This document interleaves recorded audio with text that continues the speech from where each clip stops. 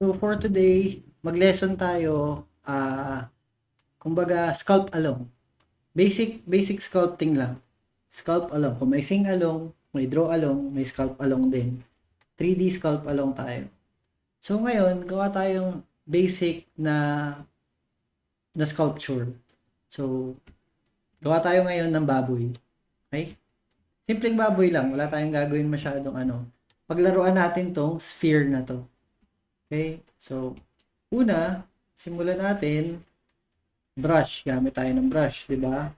So, pwede tayong, okay, maglagay dito, litan ko yung brush ko, lagay tayo ng tenga, maliit na tenga. So, next, gagamitin natin na tool is yung move tool. Gamitin natin. So, litan ko yung brush ko, tapos, iaangat ko yan, i-move ko. Konti. Yan. Tapos, shift, hold nyo yung shift, then smooth. I-smooth ko lang saglit, mabilis. Okay, meron na akong base na tenga. So, sa gilid, pwede kong gawin, ano dyan ng konti, yung tenga ko. Okay, so yan. Next, balik tayong brush. Tapos, pwede ako maglagay ng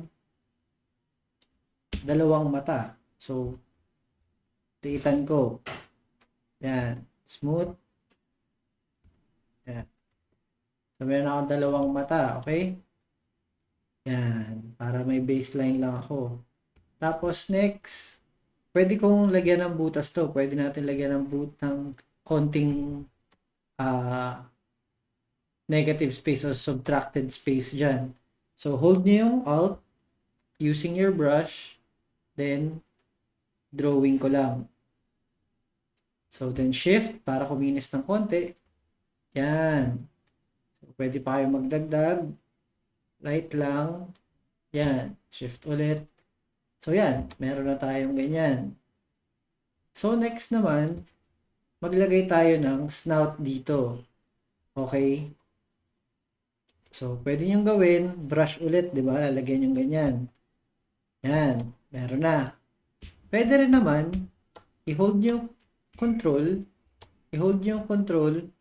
then maglagay kayo ng mask dyan. Then after, hold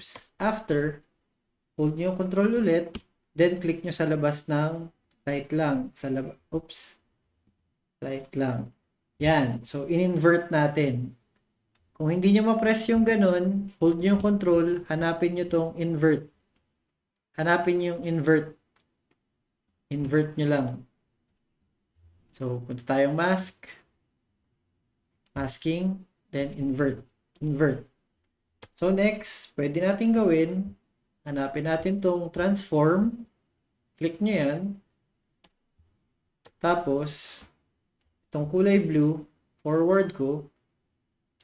Ibaba ko. Forward ko dyan. Taas ko. Yan. So, basically, meron na akong snout.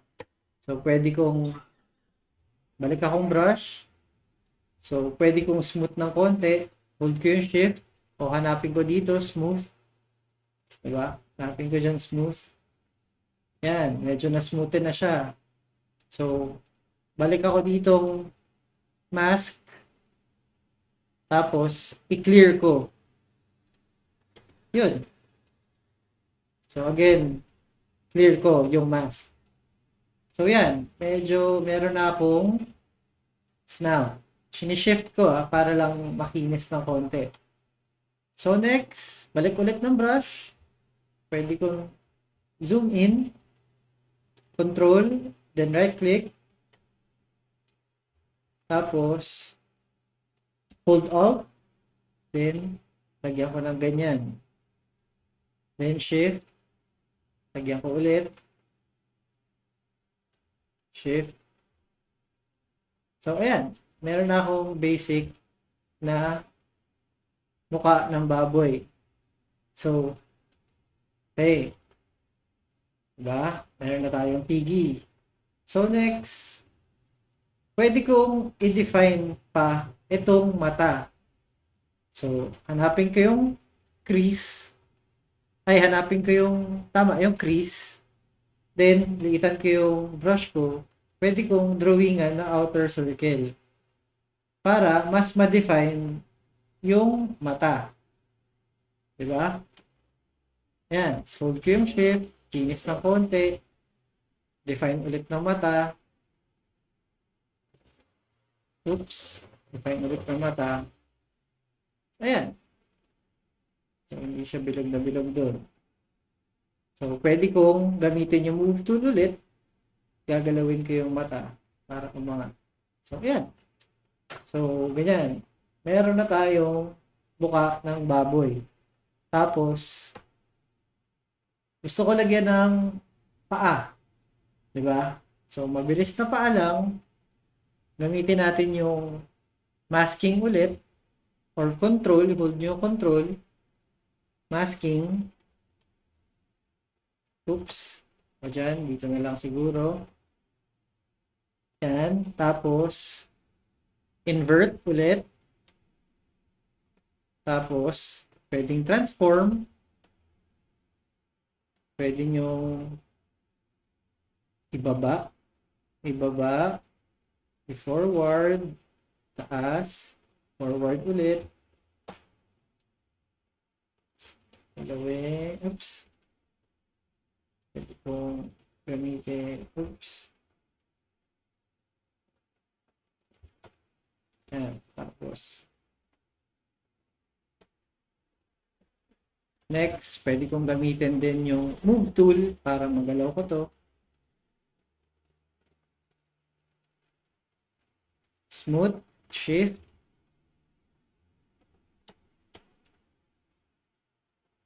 Yan. Tapos, balik akong mask.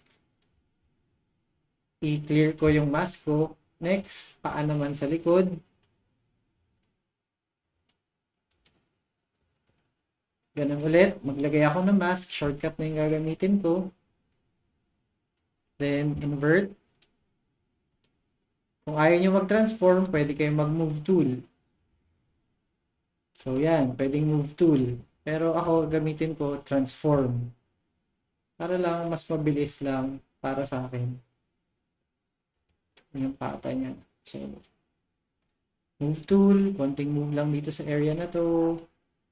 Galaw-galawin ko lang. So, yan. So, smooth. Konti dito. Smooth ko yun. Diba ako to? Smooth. Yan.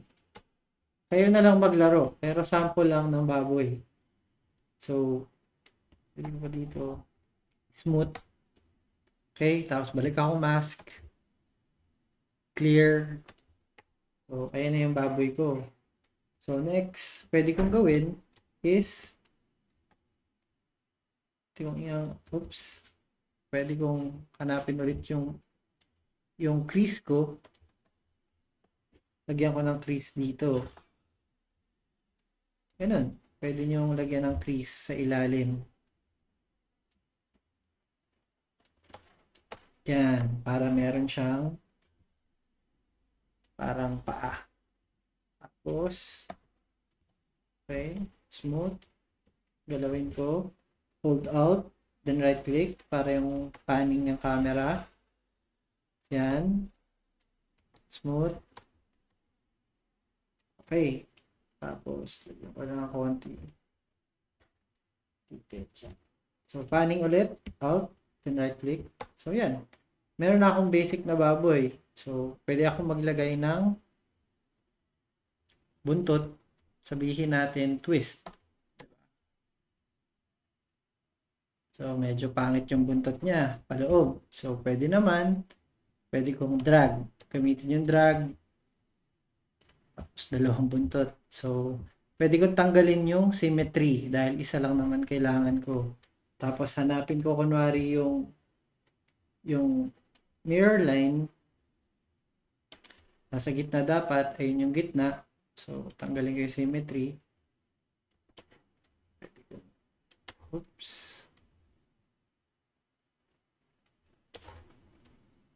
So, yan. Diba? Nasisira. Paano gagawin natin? Control Z, Control Z, Control Z. Punta tayong topology. I-on natin yung quads. Tapos, pag drinag na natin ngayon yan, oops.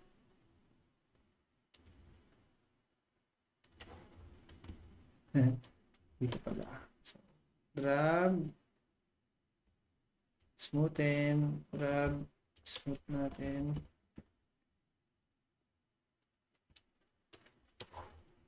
So, ayun na siya. Ayusin na lang natin. Paano bang okay na buntot?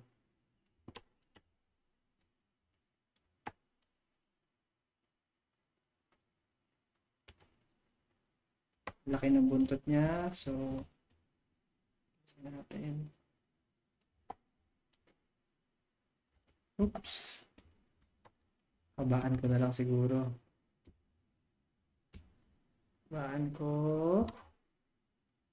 Then, smooth ko muna. Then, try natin i-twist. Ngayon. Laki pala ng brush ko. So,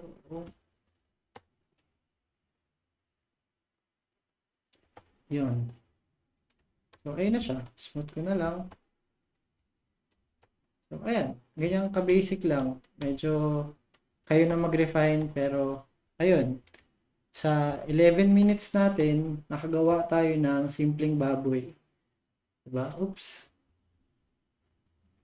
So, yan. May pigi na tayo. Mabilis lang. So, at least lang, ma-practice nyo yung mga tools na kahit ganun ka-basic, makaka-sculpt na kayo. Okay? Spacebar. F. Top. F. Spacebar. Yun. Okay? Sige. Maraming salamat. Next lesson na lang.